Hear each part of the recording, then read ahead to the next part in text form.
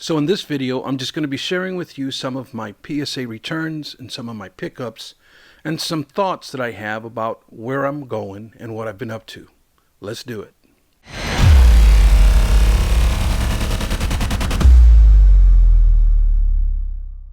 Hello everyone, Victor here, the Rookie Card Specialist on YouTube. And today it's a very informal video, just wanting to relax. Just got home from work a bit ago. But I got some things that I want to share with everybody. I got my outline ready to go. And I'm real excited. Football season is among us. And man, have we had some fantastic games already. I was very tempted to start purchasing rookie cards of current quarterbacks. But I fought off the temptation, at least for now, knowing that right now is not the wisest time to be buying rookie cards of quarterbacks. I'll be honest with you, I was tempted to get some. With that said, want to give everybody an update with my website. Last week, I officially shut it down. I put the website in maintenance mode. I am spending every possible hour I have to that website upgrade. I am super pumped and excited about it. I renamed the website. It's going to be called TrueRookieCards.com, and I have went ahead and updated the WordPress theme, and I updated the entire web. It's a complete overhaul of my previous website, and this one's a bit more up to date with technology. It's looking very classy, very beautiful website, and I'm really excited. Hopefully, come the beginning of the fall here, or beginning of the baseball playoffs is kind of my goal where I'm going to be done with it. So stay tuned for that. Also, I'm going to be I'm debating my video release day. Now, I've typically I try to do 2 videos a week, and that just comes off impossible a lot of times, only because the responsibilities of life are real, and you get pulled in a lot of different directions, and it's very hard when you're trying to upgrade a website and do everything else that you have going on with your home, with your job, and that sort of thing. And so my video release, I typically like to release one every 7 to 10 days, and I typically do it on Wednesdays or Sunday. But I don't want to compete with football, and I don't want to compete with all the other YouTube videos and live shows that come out on the weekend. I think on the weekend there is just a plethora of content on YouTube. So I think I'm going to stick with Wednesdays, and I'm going to just I'm going to commit to just doing 1 video a week, and I'm going to be releasing those on Wednesday. Speaking of that, I'm very excited and very proud to present to you my next video that's going to be coming out. Episode number 64 I'm putting final touches on it now, but I'll be releasing that very soon, within the next week. So next Wednesday, episode number 64 will be out, and it is called Rookie Cards: The Origin Story. And this is the one that I've been talking to you guys about, that I've been doing a ton of research on. It's been a ton of fun putting this one together, and I'm going to be very excited to put this one out. So be on the lookout for that. And if you can, if you don't mind, what I think I heard this first from Bean's Ball Card Blogs, and he was talking about pressing the like button on videos, and his point was that a lot of work goes into making a video, and we need to support each other, and the only way that's going to happen on YouTube is we've got to start communicating with YouTube, and we do that by hitting the like button or dislike button, whichever the one. Either way, it lets the algorithm of YouTube know that there is activity with this video, and once YouTube picks that up, it starts showing that video to other people. And I think his point was, he'll have a fair number of comments liking the video, but very few likes, and so I think he's onto something there, and I do think it's a valid it's a valid point within the card community to support one another. And I can tell you, I can give you my word that I hit like and just about every single video I watch, and I consume a lot of hobby content on YouTube, and I guarantee you, I'm hitting that like button on just about every single video I watch.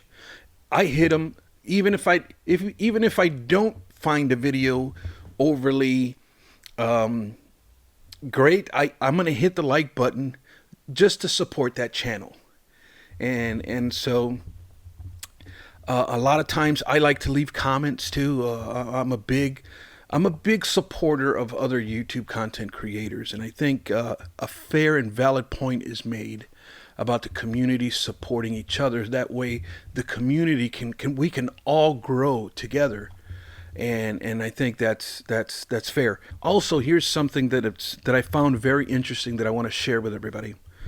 I've heard it said that sharing your YouTube link on other social media platforms hurts your channel.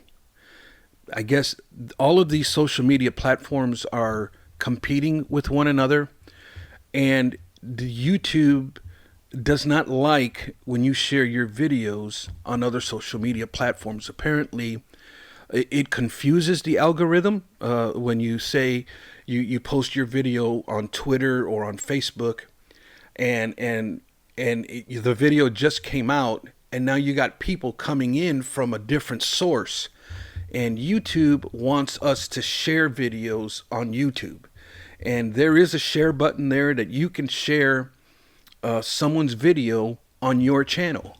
And what I did was I researched that. I wanted to know if that was 100% true. And I actually got a chance to reach out to some YouTube content creators, the professionals, the guys that actually teach you YouTube, and I've confirmed that with them. I ended up reaching out to one, Nate from Channel Makers, which is a guy I really enjoy and I follow. I reached out to him and I explained what I heard, and he actually confirmed that it hasn't always been the case, but this is something very new, that sharing your link to other social media platforms, YouTube will punish your channel per se by not sharing or showing your video to others. So YouTube will take exception to that. So keep that in mind.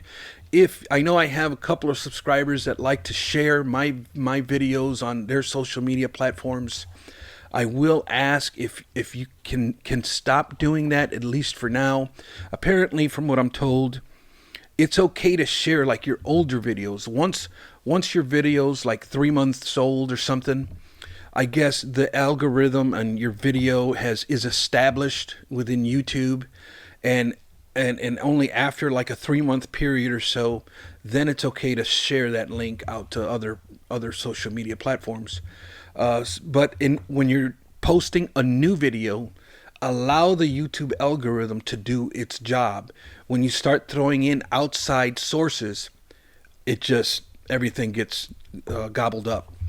So thank you for those who share my videos, but I'm going to politely request that you not do that until we can get this algorithm thing situated. One other thing I wanted to share with everybody, I did get a chance to go to the Dallas Card Show the weekend of August 28th, and I was able to participate in Dr. James Beckett's content creator dinner, and we ended up having conversations about it's basically a group of content creators that get together, and we basically talk hobby and eat dinner and just have a good time. And I was able to go. I will more than likely be doing an episode on that in the future, because I was able to ask a question specifically about the rookie card that was voted on, and the panel voted to talk about that topic. So it was pretty cool, and I will be sharing that with everybody soon. So stay tuned for that. With that said, guys, I hit all my points. let's look at some sports cards. Okay, guys, I am back. I'm going to try to go through these fairly quickly. I got a pretty big stack here of cards to show you. I guess we can call this the cards that I picked up August and September of 2021. I'm going to start with the PSA submission return. I do use JT Triple Crown 24 and Mike O's submission group. I've been using them for a couple years now. I've never had any issues. The service is great. The communication is fantastic.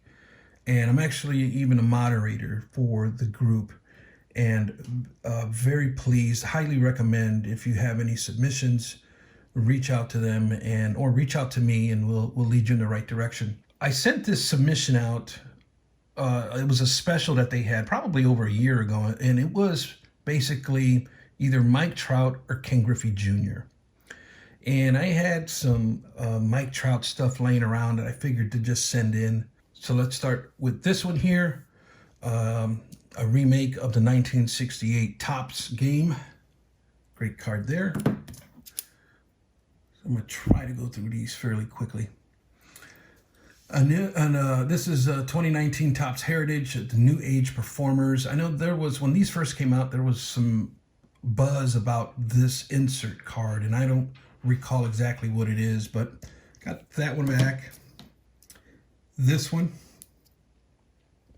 Love this card. Absolutely beautiful card. Number one, it's a remake of the 85 Topps, which I'm all about the 80s. Love me some 80s stuff, but really nice card there with a lot of shine. And here we got the Update Pink Refractor. These are not serial numbered. Neither is this one, surprisingly. I thought it would be. But the Prism Refractor on the 2017 Topps Chrome, absolutely beautiful card. Look at how the light just bounces off of this thing. Fantastic. Another remake of the design of 1997. This was an insert set in 1997, Bowman's Best. And it's called Best Cuts. A lot of shine on that. The 1997 ones had a lot of shine on them too. But an absolutely great card. And here we have a Bowman's Best Refractor of Trout. Here we have another remake of the 1996 Bowman's Best. Absolutely stunning card, man. I just love the photo, the gold foil. Everything about this card is just amazing. And here is the obligatory, you got too many 10s, so now we're going to hit you with a curveball. And the 2020 Panini Prism Stargazing insert came back a PSA 7. Now, I'm one that I really look at my cards. I looked at this thing once it got back, and I can tell you back then, and I can tell you now, that there isn't a single thing wrong with this card. I don't know if the camera do it justice, but you can look at the centering, you can look at the edges, the corner, the surface is spotless. And the card back, just the same. And I don't want to make accusations. All I'm saying is, it's funny how you get all these 10s and then all of a sudden it's just like, boom, something out of left field. But that's okay. Not a big deal. Here we have another insert, Fortune Teller Minis out of the Topps Gypsy Queen. Pretty neat card. Got this one. This was a promo card sent by Topps under the infamous Topps Now, which you can look up my previous video. But really liked this card. And the best card of the submission, in my opinion anyways, is a 2011 Topps Finest True Rookie card of Mike Trout. Just a simple base rookie. Really proud to add this one to the collection. And just a really nice looking card. Awesome. Next up, I'm going to show you the cards that I picked up at the Dallas Card Show. Um, I'm going to start with this one. I'm a big fan of A-Rod. I'm a big fan of rookie year insert cards, especially those from the 90s, and decided to pick this one up. I also picked up the Wave of the Future insert. I picked this one up, and you're probably thinking, why the heck would this guy pick up this card? And I ended up picking up this card, and I got a lot of smirks from the two dealers that I bought it off of. One guy turned around and he says, "Man, can you believe your Wally Joyner's getting ready to go?"